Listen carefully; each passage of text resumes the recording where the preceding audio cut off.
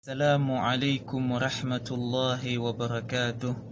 الحمد لله الذي وحده والصلاة والسلام على سيدنا محمد بن عبد الله وعلى آله وصحبه ومن تبعهم بإحسان إلى يوم الدين ثم أما بعد فإخوان في الله وأخوات في الله مرحبا للجميع إن شاء الله تعالى. خلال هذا الفيديو سنذكر بسرعة ou بشكل سريع على العبادة.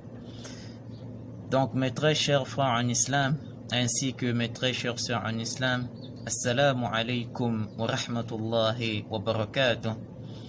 Aujourd'hui, s'il plaît à Dieu, à travers donc cette petite vidéo, nous allons donc rappeler sur l'adoration, car comme vous le savez, Allah subhanahu wa ta'ala dans le Coran il dit وَمَا خَلَقْتُ الْجِنَّ وَالْإِنسَ إِلَّا لِيَعْبُدُونَ. Il dit que moi je n'ai créé les génies ainsi que les hommes sauf que pour qu'ils puissent donc m'adorer.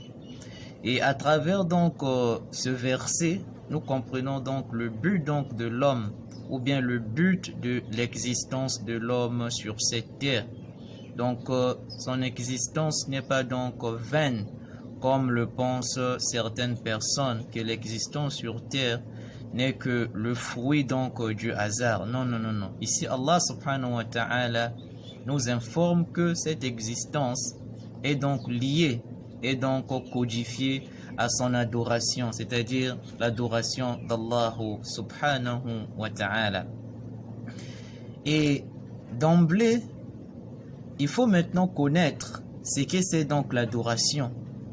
Vu que nous avons connu que c'est ça donc le but donc de notre création ou bien de notre existence.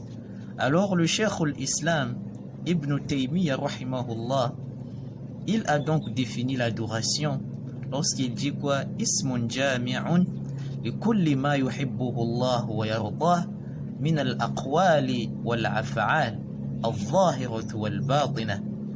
Il nous dit que le Cheikh al-Islam Ibn Taymiyyah, qu'Allah lui fasse donc miséricorde, il nous dit que l'adoration, c'est un nom qui est donc jami', c'est-à-dire qui est donc général, un nom qui est donc englobant, qui renferme tout ce que Allah subhanahu wa ta'ala, il agrée ainsi que accepte, et qu'il agrée ainsi que accepte, et qu'il aime également cela. Et ces choses peuvent être des paroles, tout comme donc des actes, c'est-à-dire des actions, des œuvres, apparents ou bien cachés, apparents ou bien cachés. Donc voilà la définition de l'adoration. Et mes très chers frères en islam, ainsi que mes très chers sœurs en islam, cette adoration que voici a donc ce qu'on appelle donc al-ghaya, c'est-à-dire un objectif sans lequel cette adoration ne pourra donc se concrétiser. Et cet objectif, ou bien ce ghaya, c'est quoi? Nous avons al-hubbu wa dhull.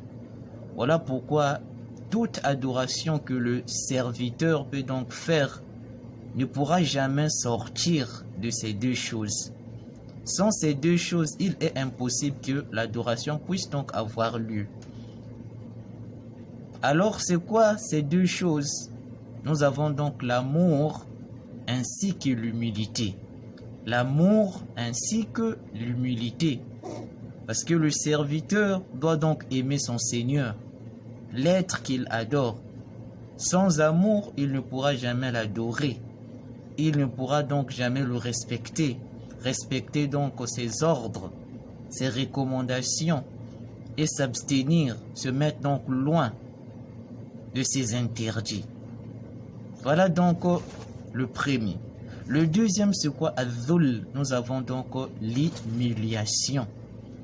Dans l'humiliation, nous aurons donc ce qu'on appelle par quoi? Par le istislam ainsi que al-inqiyad, al-qaboul, c'est-à-dire la soumission ainsi que l'acceptation. Donc lorsque le serviteur s'humilie, il sera donc prêt à faire tout ce que son Seigneur lui ordonne donc de faire. Il va donc se mettre loin, s'abstenir de tout ce que son Seigneur lui ordonne donc de rester loin donc de cela. Donc voilà ce qu'on appelle par le Ghayatul Ibada. Donc toute adoration tourne donc autour de ces deux choses. Sans ces deux choses, il est impossible qu'on puisse donc parler d'adoration. Et mes très chers frères ainsi que mes très chères sœurs, l'adoration a donc plusieurs formes, plusieurs espèces ou bien plusieurs catégories. Parmi les adorations, nous avons donc des adorations qui sont donc en qadiyya, des adorations liées donc à la croyance, des adorations liées à la croyance.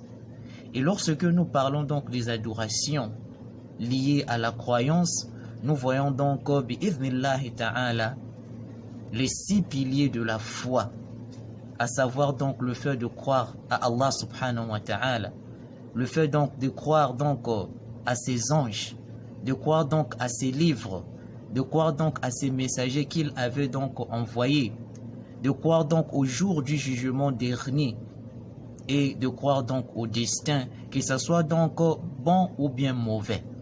Donc voilà ce qu'on appelle donc par des adorations qui sont donc liées à la croyance. Et nous avons des adorations bi'idhnillahi ta'ala qui sont donc comment? Qui sont donc qalbiyya, qui sont donc liées au cœur. Ce sont donc des œuvres du cœur bi'idhnillahi ta'ala. Parmi ces adorations, nous avons quoi? Al-mahabba, l'amour. Le serviteur doit aimer donc son Seigneur plus que tout. Voilà pourquoi Allah subhanahu wa ta'ala dit quoi? وَالَّذِينَ آمَنُوا أَشَدُّ حُبًّا لِلَّهِ. Certes, les croyants